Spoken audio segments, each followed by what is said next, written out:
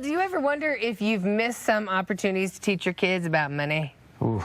I know a lot of people are, but don't beat yourself up over it. It can be especially true this time of the year where you're seeing their habits come to life right in front of you. Right, they want to spend. So Scott and Bethany Palmer, the money couple, they're here to discuss the top 3 money issues that parents fear the most with their kids, and this is your brand new book. Absolutely, we are so excited about it. It's good to see you guys, and to let everyone at home know they are parents. That's right, we are. They're not like wonderful kids. We hear from certain parents.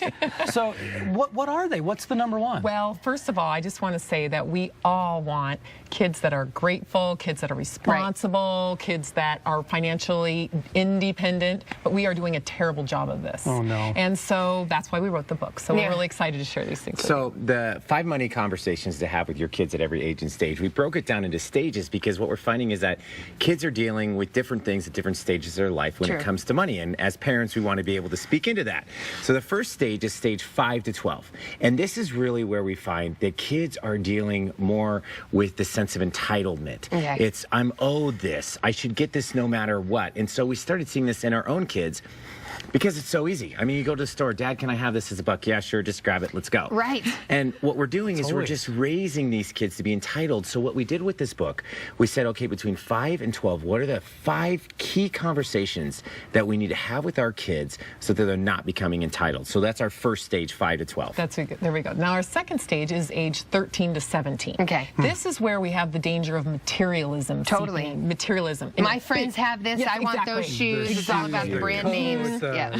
Big, better, more. I mean, it's all about that. I mean, if a kid wants a computer, 6 months later, they got to have a better one. And so what we have to do is we have to be looking for this materialism, have conversations with them about it so that we can prevent it. If we aren't intentional with it, it's not going to happen. We're going to have that materialism seep in. If we have failed at the first stage, we're trying to catch them at the second stage, what do we do? Do we buy them the old Apple 286? It was good enough for them. It's going to be good enough for you. That's a very good question. We're catching it late too because we've been I think Bethany and I have been so focused on like couples, and because that's where we've been in the last 10 years. Now we're looking at our teenager going, oh no, did we oops? Right. So that's why I put these conversations together, because conversations are free, conversations are easy, and I'm noticing like with my teenager, usually it's at night.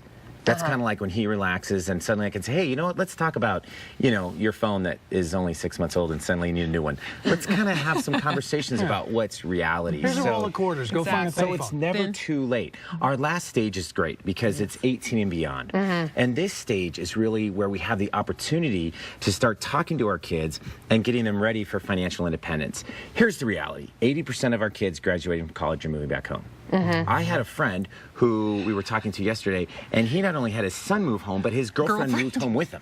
I'm like, wait a minute. I know. I'm like, what was that? So you have to say no. How do you break his heart, send her home? Well, you have to have these conversations. You have to have these conversations about what does financial independence mean. When I graduated school, I knew me moving back home was not an option. So I didn't get my perfect job. I didn't get a job that was paying me $60,000. None of us do. None of us do. We have to let our kids go through some struggle, experience some pain. And so really 18 and beyond is how do you have these conversations with your kids to say, hey, financial independence is scary, but it's the best thing in the whole world. So what we did was we took this book, we split up the different conversations.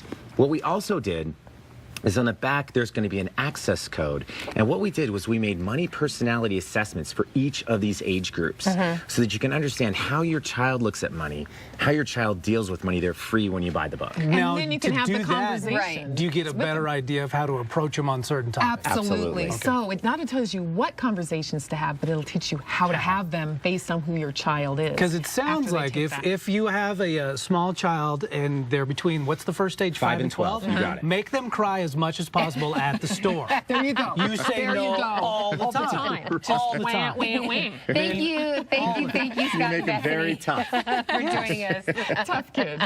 Bethany, you look really pretty today. Thank very you. nice. Merry Christmas. Merry Christmas to you guys. Thank you. For more info, check out Bethany and Scott's new book, The 5 Money Conversations to Have with Your Kids at every age and stage. You can just go to themoneycouple.com to order your copy today.